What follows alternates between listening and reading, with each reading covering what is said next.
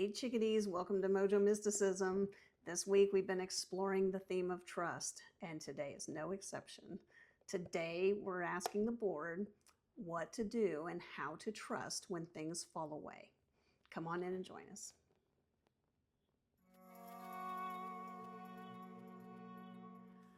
Okay, well, welcome in.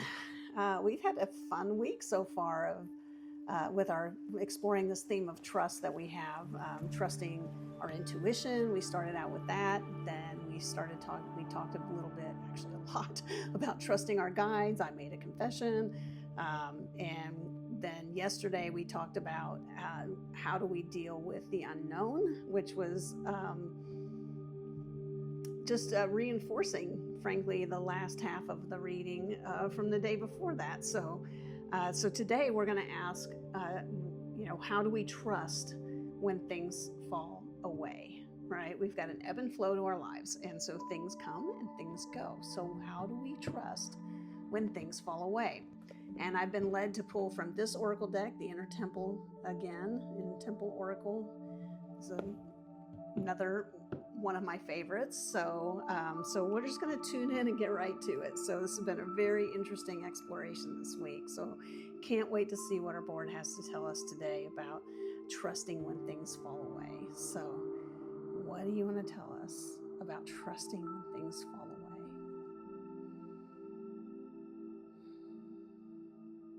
Okay, let's see what they come up with. So yesterday we had 2 cards. Day before we had 4 cards. It was like a cornucopia the day before, and I loved it. We've never had them give us 4 cards before, so at least not, we haven't on this YouTube channel. I've had that happen before to me personally, but not had it happen on the channel yet, I don't believe. If I'm wrong, put it in the comments and let me know. So, all right, so what do we need to know about trusting when things fall away? What's the message you have for us today? There it is. Is there anything else? Oh, I think that's it. All right, so let's see what they have to tell us today. The card that they gave us is one we've seen previously, just like I think last week, or the week before, nope, maybe a week ago, Chamber of Forgiveness. So when we saw this card last, it was dealing with childhood trauma, and it's back again here for us as we're looking at what to do when things fall away and how to trust when things fall away. So what this card is telling us is that when things change, and things will always change, that there is heartache sometimes, and we can have that reaction if we choose to.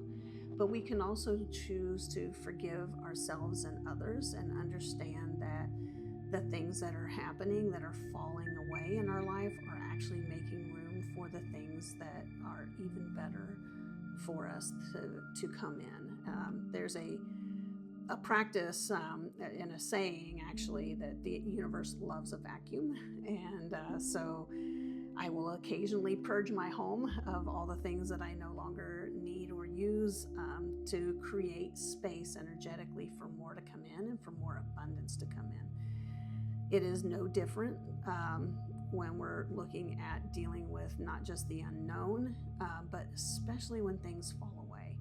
If we can recognize that the falling away of things in our life, so these could be literal things, they could also be relationships or people, that when we understand that falling away is a natural part of the process of life, and that it's creating the vacuum for something more, that's where the trust can come in.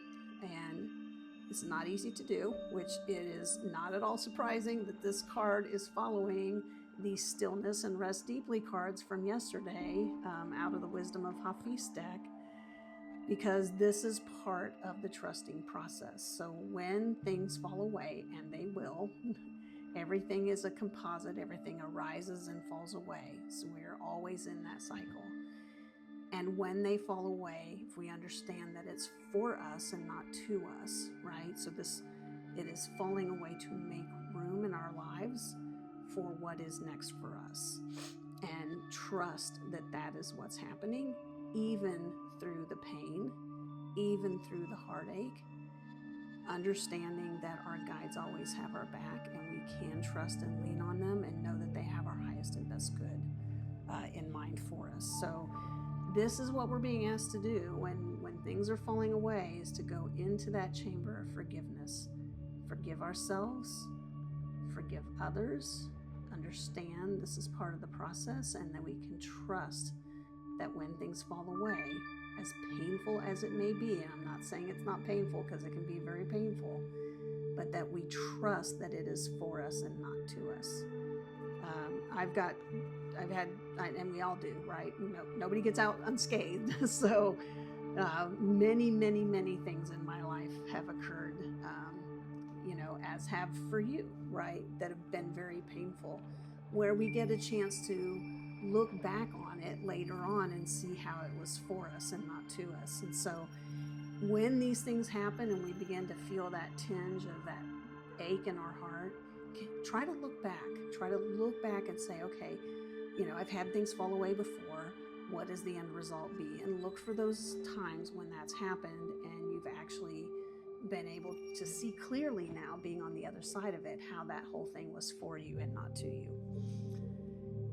I will tell you a very, very high level story about moving to Little Rock. We live in the Little Rock, Arkansas area now. We lived in Tulsa for nearly 30 years, and we moved over here a few years ago. And when we moved over here, it was very, very difficult for my wife and I. It was a difficult transition. We love our house. We're very well acclimated now to where we live. But it was tough. We moved over here because my mother was getting older, and we wanted to be nearby to be able to help out. We also wanted to spend more time over here with my siblings and the rest of my immediate family, who's all in the area. What we didn't expect is for it to be as difficult as it was. So before we moved, I had a hospitalization that was very difficult, and a life-saving surgery that had to happen, and I had an NDE in the middle of all that. So all that'll come later, and it's all going to be in the book, Shift.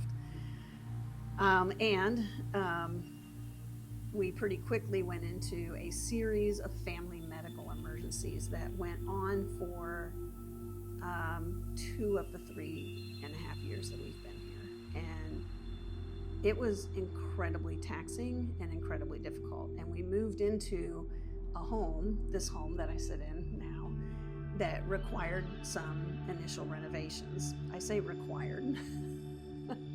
I wanted to do them because I have always moved into a house that needed a lot of work, and I didn't want to do that again.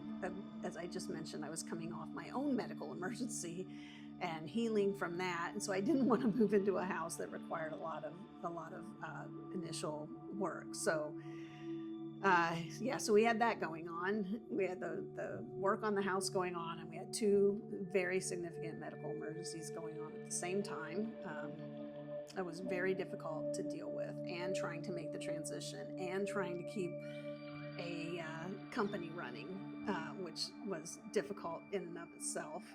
And what I know now is that I am grateful for every single moment of those 2 years, because what they taught me and how they moved me along the path that I'm on to where I'm at today cannot be understated. And I would not trade any of that for anything in the world.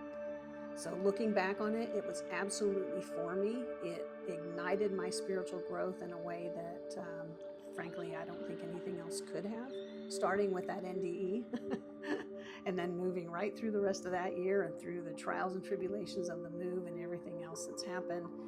And I would not trade it for anything. And I know you have stories like that too, and I'd love to hear them in the comments. So definitely comment below. Tell me what's going on for you. Tell me how this resonated so far. I mean, we're in day 4 of a 5-day week, and I'd say our boards are really, really holding true to the theme here. So, the theme of trust. And today, again, how do we trust when we are experiencing things falling away and the pain of that? So, all right, chickadees, have a wonderful day. We'll see you here tomorrow. Mwah.